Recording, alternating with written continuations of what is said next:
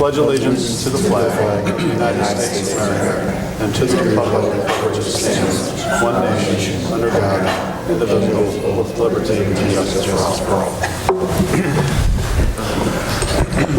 Okay, thank you and welcome everyone. We would be at roll call. Madam Clerk. Trustee Gett? Present. Trustee Dan Marisco? Present. Trustee Diane Marisco? Present. And Trustee Carter? Present. Okay. Let the record show that Mr. Mike Tibbs from Miller Hall and Triggs, our corporation counsel, is also present tonight.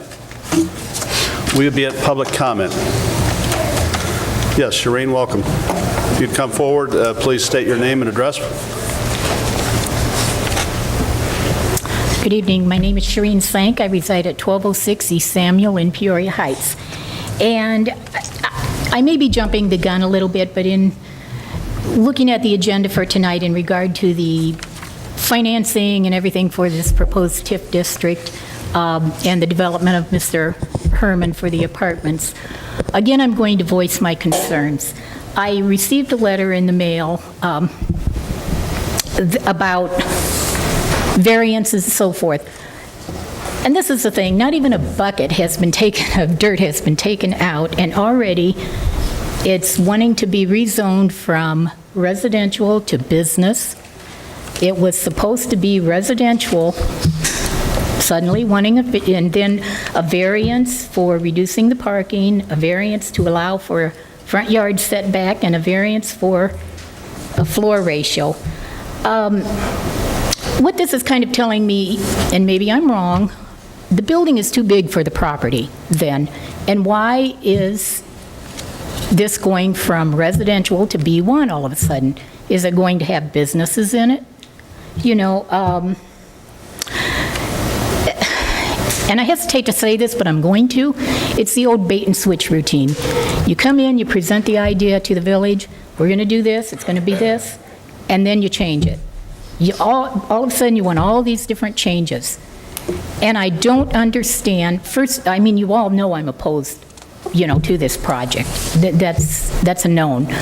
I'm not opposed to progress. I would much rather see some kind of different development in there for single-family homes, row houses, even condos, something people can buy. But I guess, you know, my question is, why is this all of a sudden being changed when it was presented to you as the board as residential?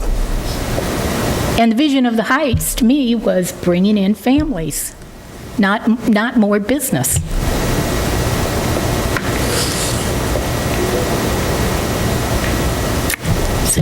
Does anybody know, or? Yes, we do. I think we have a good answer for you. Either Trustee Mariscal or Mr. Fick can take that one. I'll address it. I know we're going to save Trustee Mariscal's voice for later. So there's 4 parcels of land, and Mr. Herman's here tonight, but there's 4 parcels of land that proposed building sits on. 3 of them are already zoned commercial. Mm-hmm. There's 1 parcel that's zoned residential. So that's just to make everything zoned uniformly, to rezone that 1 parcel to business. And the reason for all the variances, our code was written in 1970, and it has not been, basically, and hasn't been updated since. So the way it's written now, the multifamily residential is allowed in the commercial district, but it has to conform to the setback requirements and all the other requirements of a residential district, which makes no sense, but that's the way our code is written. So in order to, you know, have his project developed in the business district, it still has to conform to all the large setbacks and everything that you'd find in a residential. So, you know, if you look at our master plan, the corridors plan that was adopted, that talks about wanting the high-density residential in and around the downtown area. If Mr. Herman had to conform to all the R3 zoning regulations, he'd probably need 2 acres of ground, you know, and there'd be a large surface parking lot and, you know, 25 feet setback from the road and from the side yard and the rear. It's the type of development you see out in, you know, Washington or Dunlap in more of a green field area. That's more appropriate out there, but, you know, our codes don't really allow for the more dense type of urban development that we're starting to see. So, you know, we need to do some work on our end to change our codes It's not his fault that we don't meet the demands of the development. If somebody were to come in and say, they want to build a hotel, I'm guessing we'd need a lot of variances to allow for that too. Our codes just, unfortunately, are not equipped to handle that stuff right now. Okay, thank you for that. And like I said, Mr. Herman had called me, which, a couple days after the meeting, the last meeting, which was very nice of him, and I'd like to thank you for that. Voicing his concern that he was concerned about my concern, to follow that. But I still am opposed to this monstrous building. It's 3 stories high. It's going to, we currently deal with, I said this at the last meeting, we currently deal with Pearl. Pearl is parking along Atlantic, along Samuel. The mail truck can't even stop in front of our home. And now it's just going to be more traffic, I don't care how nice the building looks. And Matt, I have to say you offended me when you said I went up to look at the drawing, and Administrator Fick showed me the drawing, it looked very nice. But what your comment was, oh, look at the little doggy in front. That was kind of offensive. This is my home, my neighborhood, my life that you're talking about, not some little doggy walking along a sidewalk. And that just really hurt. So when you build these things, you don't think about the residents. You don't think of the impact that you're having on us who lives there 24/7. That, lighting, shrubbery, we were promised Pearl was going to have all this beautiful shrubbery. We were promised the Maris Group was going to have all this beautiful shrubbery. It didn't happen. And we're looking at ugly buildings, we're looking at traffic, and I know things changed. 20 years ago, it was all homes all around there. Progress happens. I just don't want it in what little neighborhood we have. If you could even scale the building down, something to work with the neighbors.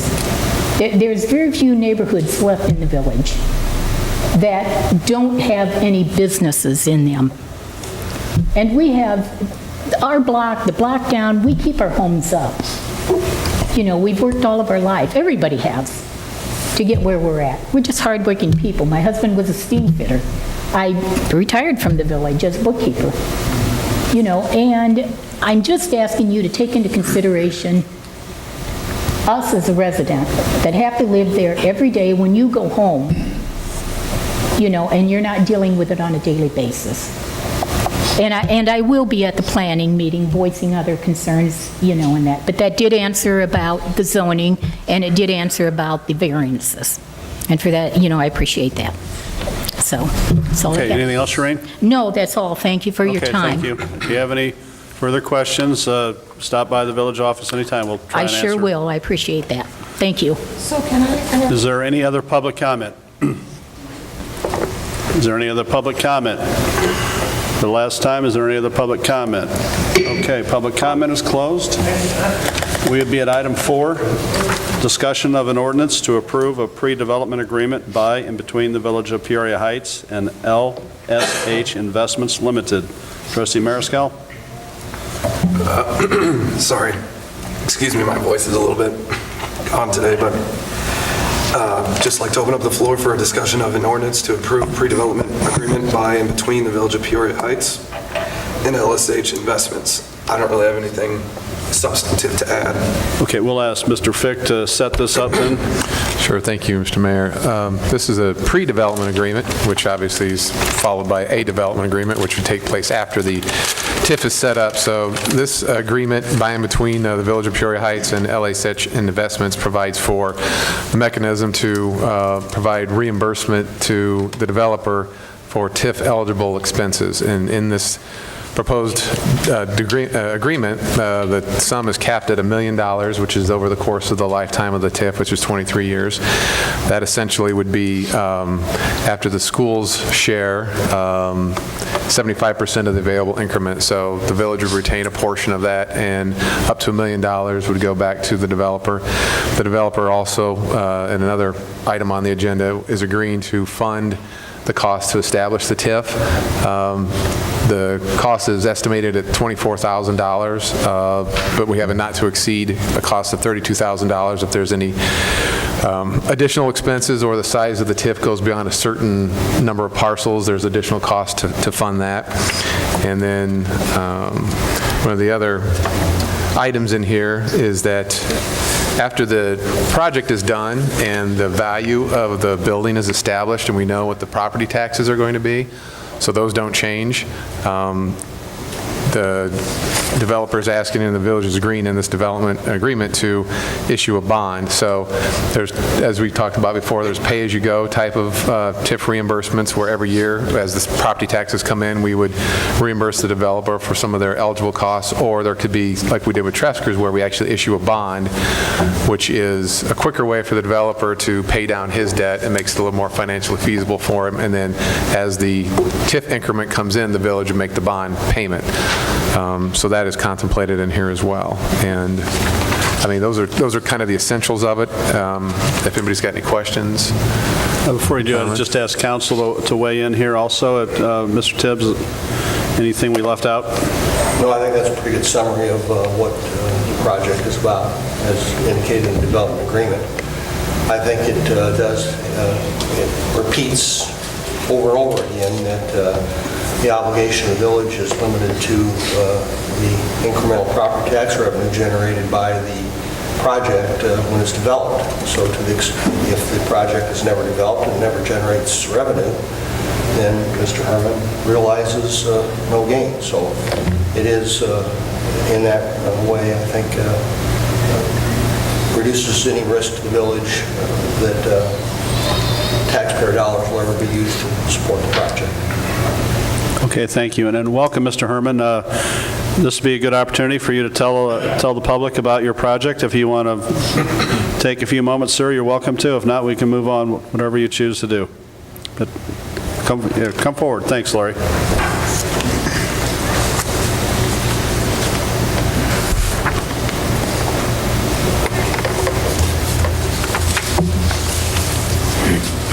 Thank you for your comments, and they're heard. And I would just say that the architectural firm and my family and myself have done everything we can to make this the least invasive as that we can for the amount of dwellings that are on the property.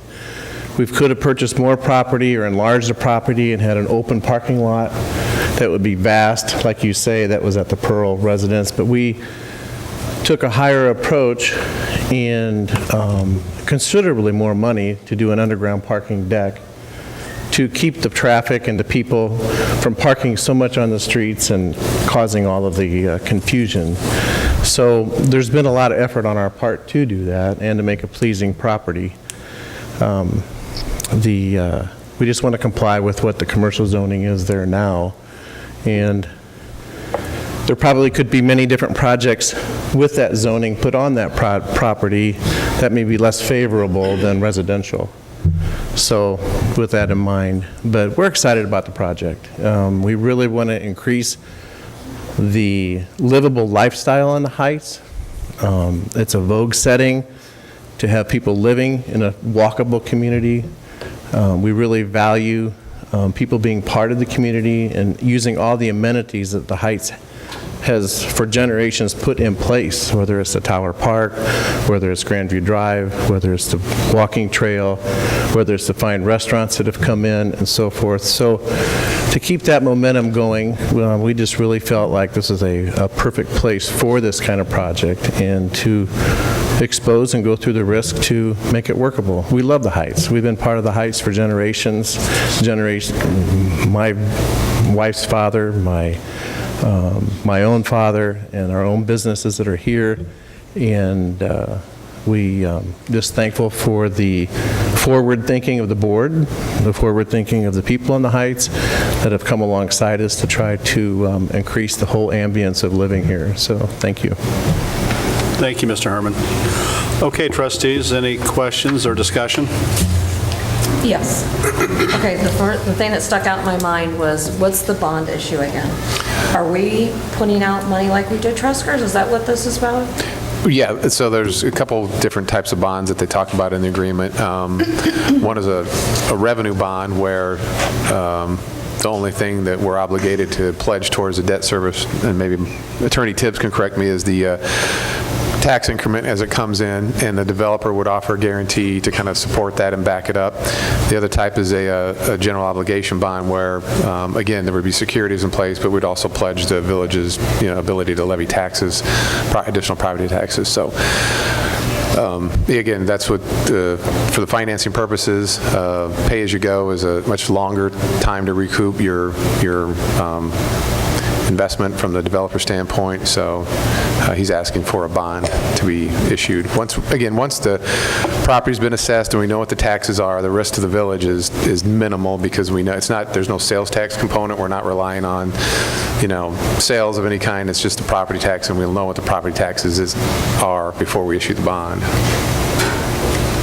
So does that part have to be voted on today? Because I think we should have more of a discussion. No, I think the language is such that we... A couple more of the trustees here. Yeah, at this meeting, Trustee Carter, this particular one, it's for discussion purposes only, but when we get to the next meeting, there are some action items, and the board can either approve those or defer them if they choose. But I believe Mr. Herman is wanting to break ground in September.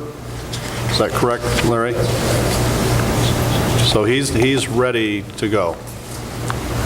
But I can just keep commenting because I thought when you first came up that there was not a TIF even being talked about, that he was still a go for that.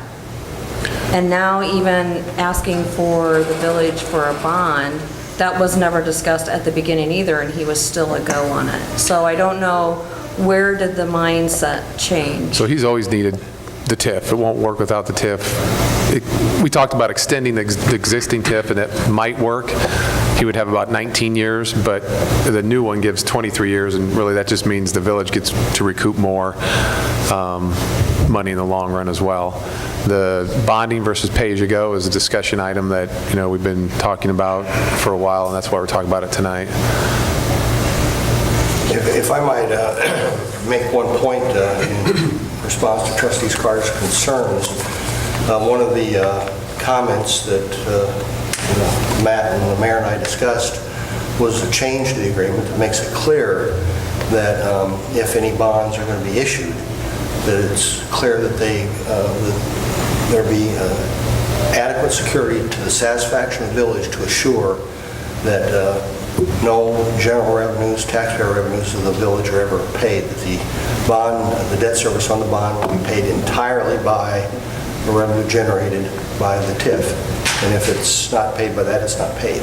So it would be very much a revenue bond in that sense. And again, the idea, the village will always have the opportunity to look at the final terms and conditions under which any proposed bond would be issued to make sure that it was consistent with that concept. So to be paid back as far as the property tax increments, is it just for, like, for say his area, or is it for the whole boundary of the TIF area? So the increment that we receive will be used for, is that what you're asking me?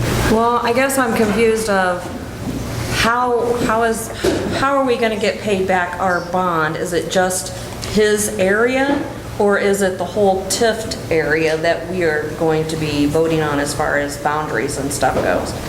Right, because all of that would go into the TIF bucket also. Correct. The terms of the agreement make it clear that the revenue that is to be devoted to retirement of the bond comes solely from Mr. Herman's property. It is not the whole TIF area. So, okay. Sorry to ask all these questions, but here they come. That's why we're here. What's the dollar amount are we talking? do we know a certain, like, what's a In terms of dollar amount that we're- what his project will generate?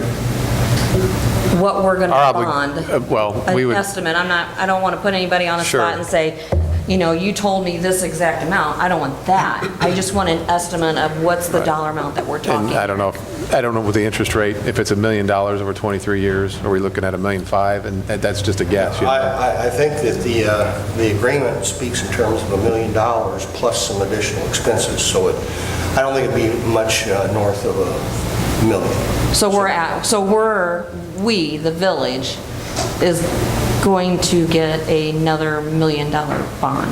Is that what I'm hearing? Right, well, it'd have to be more than... Yeah, slightly more than $1 million, probably.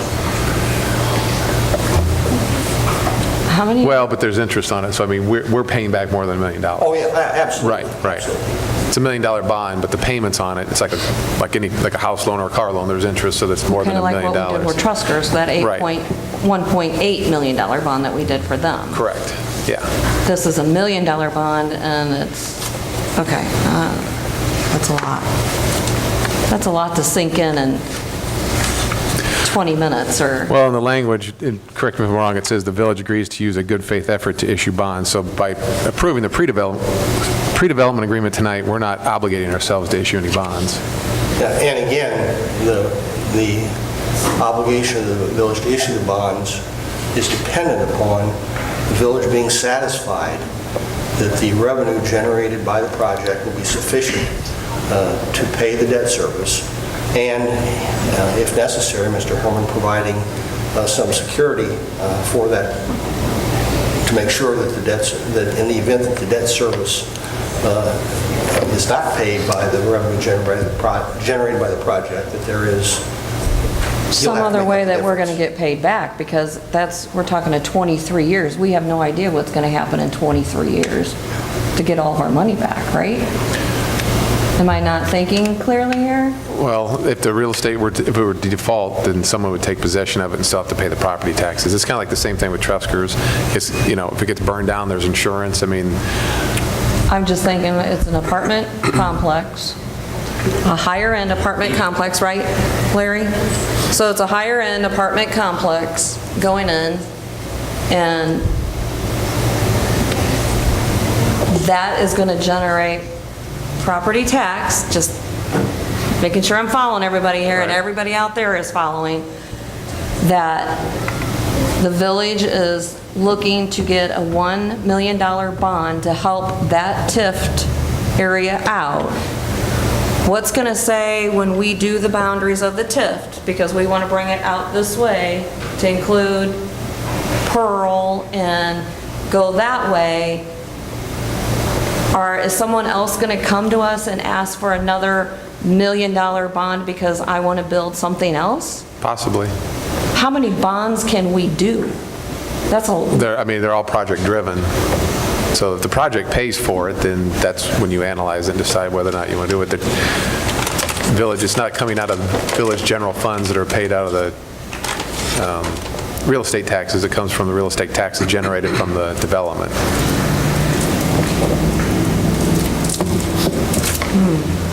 Okay. Still a lot to digest before we have to vote on that.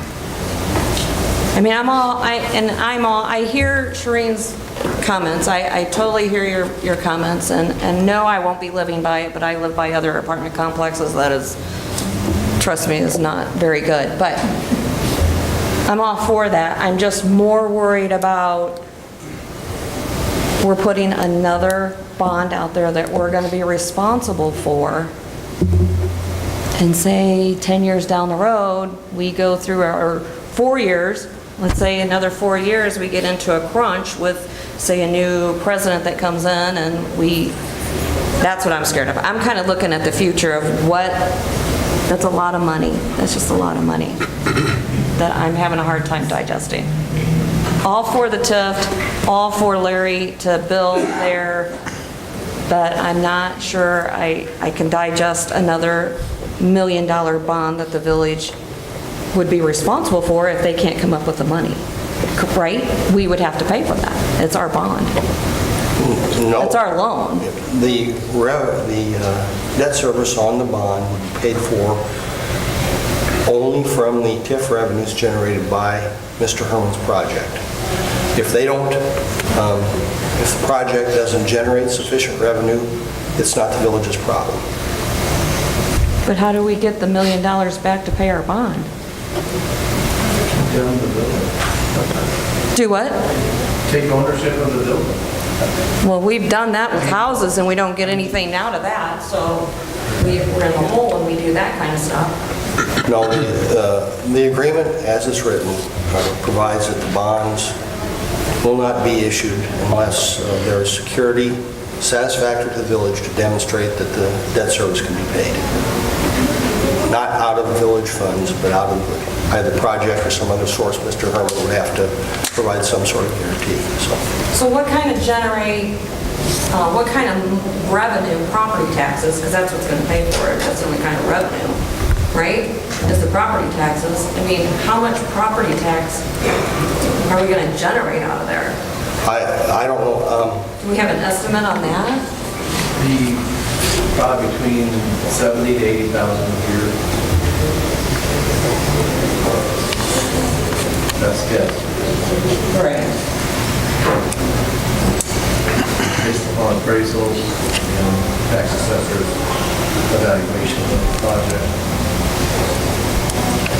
So the property tax would be $70,000 to $80,000?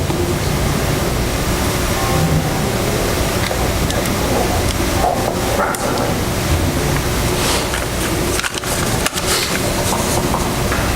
Anything else, Trustee Carter? Anybody else have anything? I think. Well, I'm familiar with the Herman families, their projects that they've done, and they build quality, and I have plenty confidence in this being successful.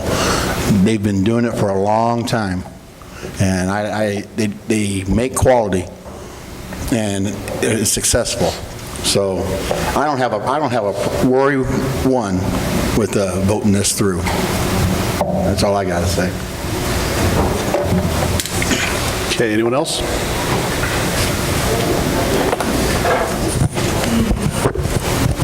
Okay, then we'd be at item 5, discussion of an ordinance to approve a professional services agreement for the establishment and annual administration of Peoria Heights TIF District 3 by and between the Village of Peoria Heights and Jacob and Klein Limited and the Economic Development Group Limited. Trustee Mariscal? Like I said, I can barely talk. Okay, well, we'll let Mr. Fick take that. Thank you. Thank you, Mr. Mayor. So this is an agreement between Jacob and Klein and the Economic Development Group, who we've used for all of our other TIF agreements and establishment of the TIFs. This is just an agreement with them to authorize them to start studying the proposed TIF boundaries and the parcels within there. They have to look at all the values, EAVs, and they put together a report. So there's like I said, an estimated cost of $24,000 to do that, and not to exceed of $32,000, paid for by the developer. And like I said, we've done this for the other TIFs as well. Same agreement. Okay, discussion on that?